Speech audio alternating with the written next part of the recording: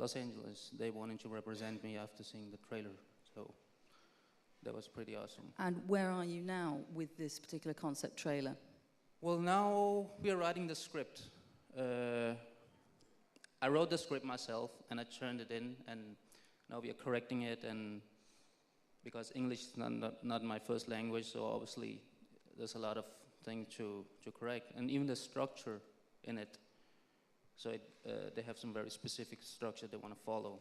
So that's what we basically are working on now.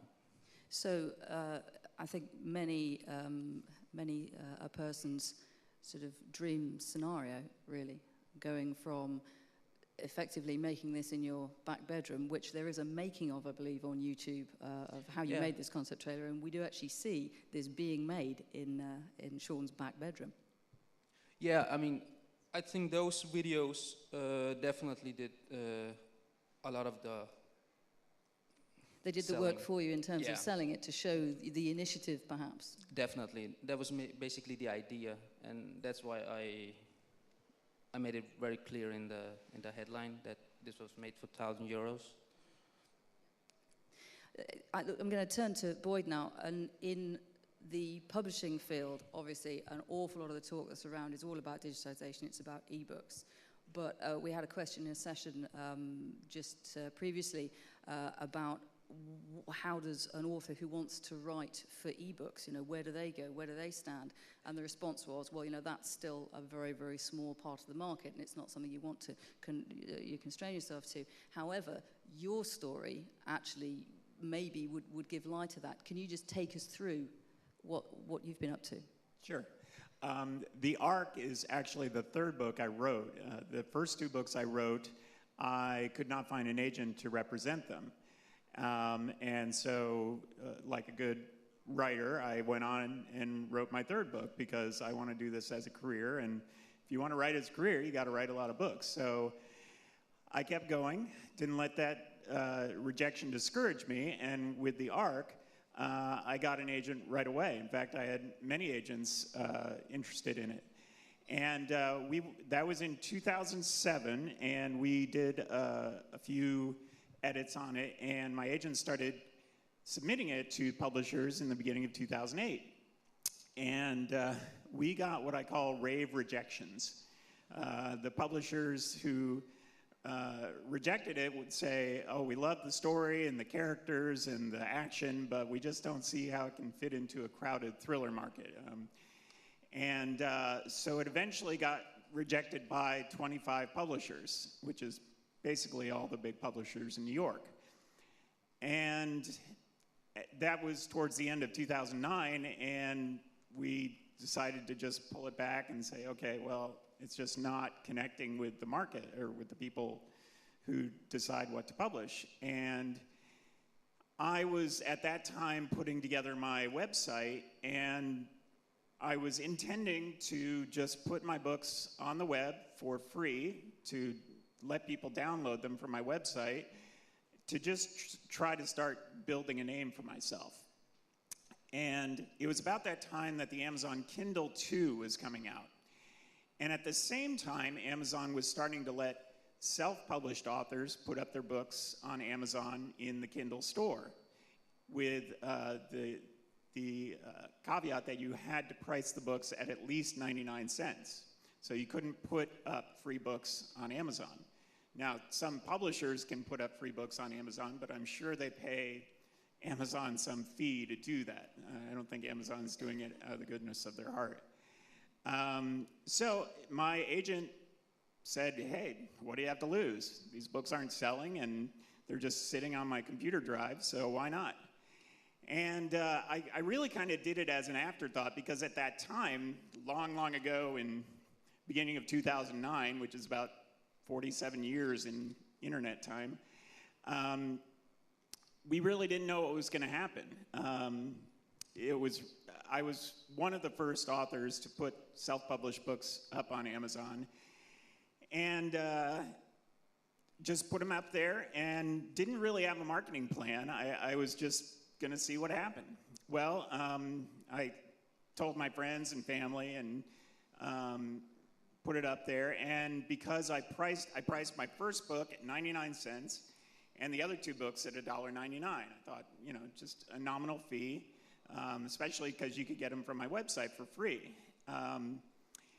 And they started selling.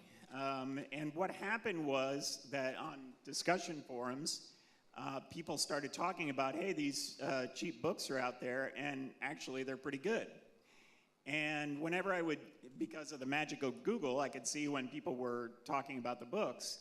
And so when I noticed that, I would just go into the discussion forums and say hi and introduce myself and say, I hope you like the books. And within a month, The Ark was the #1 selling techno thriller on the Kindle store. And all 3 books were in the top 5 on multiple genres, outselling authors like Tom Clancy and Michael Crichton, which I was just shocked about.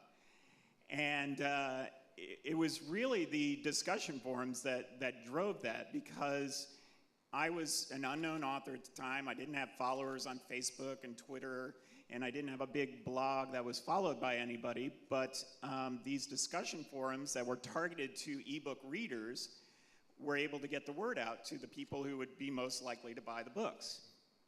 And in 3 months, I sold 7,500 books, which, you know, if you think about now the royalty rate on Amazon is 70% of the retail price. So if you sell a book at $1.99 right now, you would be making about $1.25 on each book, which, you know, is not bad, especially if you think about paperbacks. Most authors get about $1 or 60 cents on each paperback sale. So it was, percentage-wise, it was actually a good deal for me.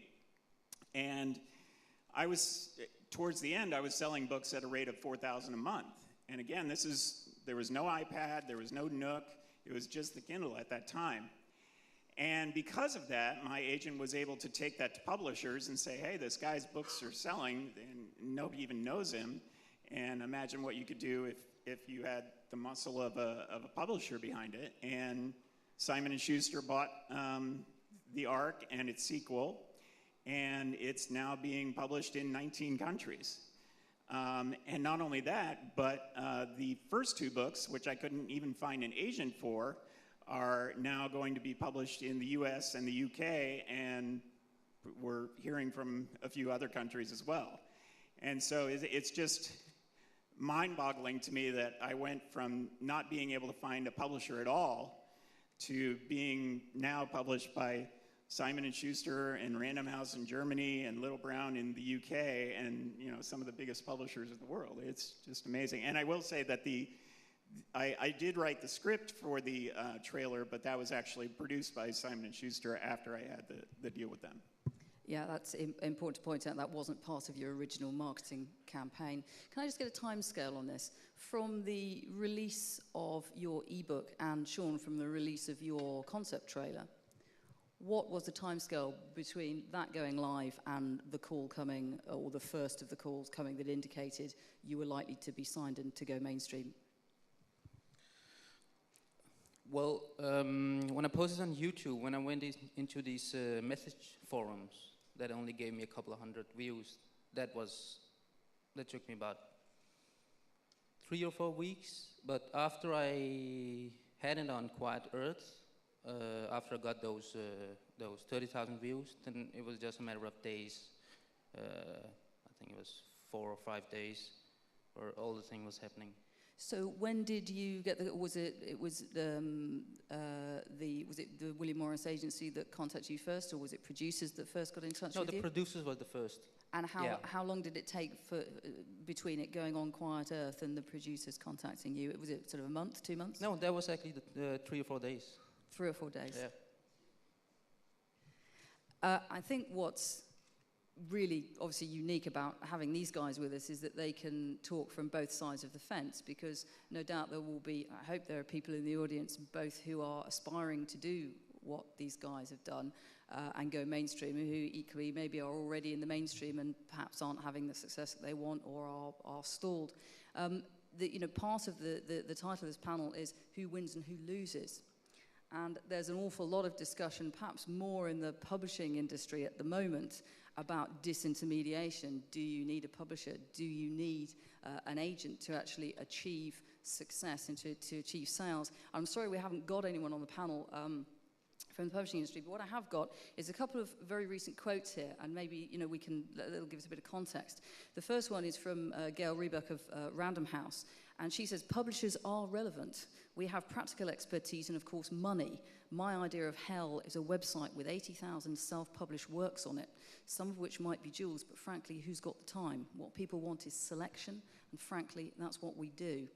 Her fellow publisher, Stephen Page at Faber, said, "The fundamental of an editor is that the role sits in the middle of what a publishing house is. Without it, it's merely a marketing consultancy. With digital change, the role of the editor may rise. In some ways, what they could become is taking on the role of an impresario." So, I mean, particularly looking at your experience, Boyd, apparently, 80,000 self-published works to a publisher is a nightmare. Isn't that Amazon? Yeah, and part of the brilliance of Amazon is that they've built in this bestseller list that does help people find books on there. I have a friend named Joe Conrath who has now broken selling 100,000 ebooks as a self-published author. And he has decided to forego publishing altogether and do it on his own now.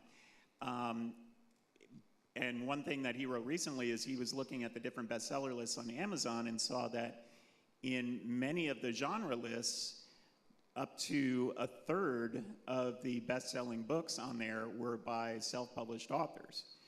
And I think that's one thing that they may forget about, that there is already a way to cull the best and worst of what's available. And sure, you can, if you want to just look through any book out there on Amazon, you can do that by searching for it. But if, like most people, you just want to see what other people think is the best thing out there, you look at the bestseller lists on there. And that does make it more difficult to actually get on there in the first place. But once you're on there, especially if your book is low priced, it can kind of be self-perpetuating, because I think when I put my books out there, they were so low priced that a lot of people were buying all three books at the same time.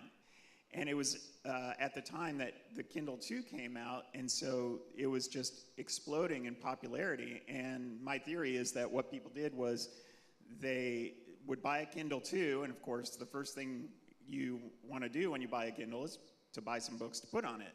And so they would go to the bestseller list, see my books were priced cheaply, buy them, and that would keep them on the bestseller list so that when the next people bought their Kindles, they would see my books. And so I really didn't have to do anything to keep them on there once they were on there.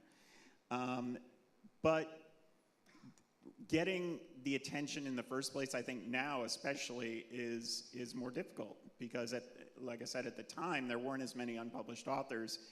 And I'd like to think I would do as well now, but I really don't know, because there's so much more competition out there. And so there's always going to be the problem of breaking in the first place to get that attention, to get on there. It is about attention, and I guess it's also about, who wins, who loses. What does a middleman bring you? If you get the attention and you get to a middleman, what can they now deliver for you? And I know, Shaun, your experience now is that having gone from doing everything yourself, having complete control, and a lot of creative people like that, they like to have control. You're now in a position where you're working with producers, you're working with a variety of other people. And have you found that difficult to adjust to? Is it a benefit? How does it work? Well, my personal opinion is that it's definitely a benefit, because although I know a lot of independent filmmakers who are very close to their work. I mean, everything they do is